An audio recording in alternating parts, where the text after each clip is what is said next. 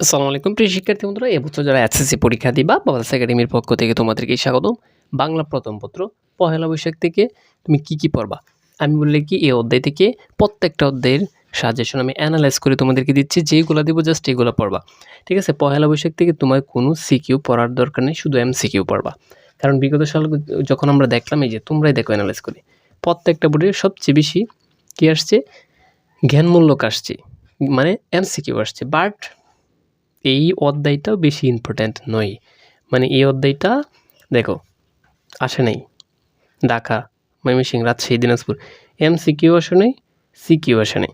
তার মানে অল্প একটু পড়ে যাবা।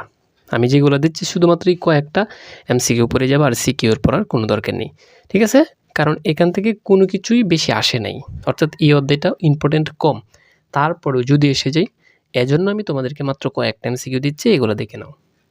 আগে একটু মুখস্থ করে ফেলো যে পয়লা বৈশাখ লিখছে কি, মূলত কবির চৌধুরী। একজন ব্যক্তি আছে আবুল ফজল, যিনি এই পহেলা বৈশাখকে কী বলেছে, নওরোজ। একদম মুখস্থ করে ফেলো, এটা মোস্ট ইম্পর্ট্যান্ট।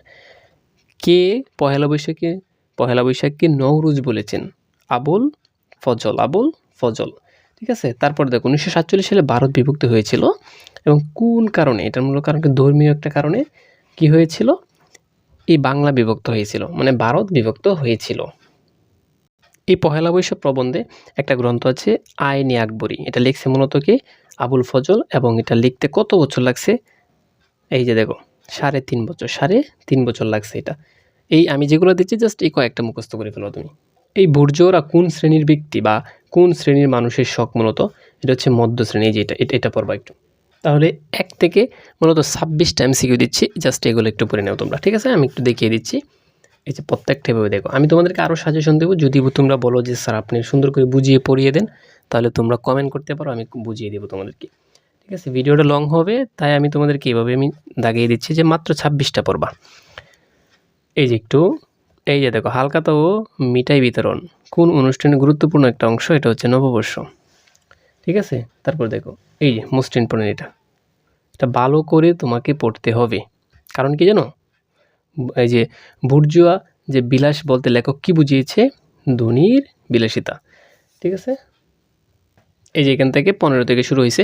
আর পহেলা বৈশাখ এই প্রবন্ধটির মেইন তাৎপর্য কি, গুরুত্বপূর্ণটা কি? ঠিক আছে, অসাম্প্রদায়িক ভাবনার। ঠিক আছে, তো এখান থেকে একটু দেখো, 26টা পড়বো, বেশি না, মাত্র কয়টা?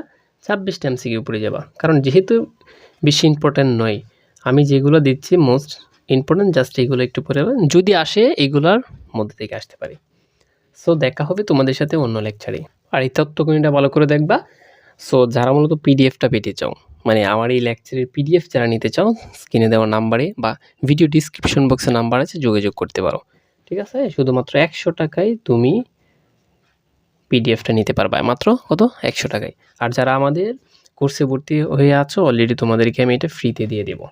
সো মাত্র 510 টাকার কোর্সে ভর্তি হয়ে তুমি সব কিছু পাচ্ছ। সো যদি তোমরা চাও, তাহলে প্রত্যেকটা ভিডিওর কমেন্ট বক্সে দেওয়া নাম্বার আছে, যোগাযোগ করতে পারো হোয়াটসঅ্যাপে। সো দেখা হবে তোমাদের সাথে অন্য ভিডিওতে।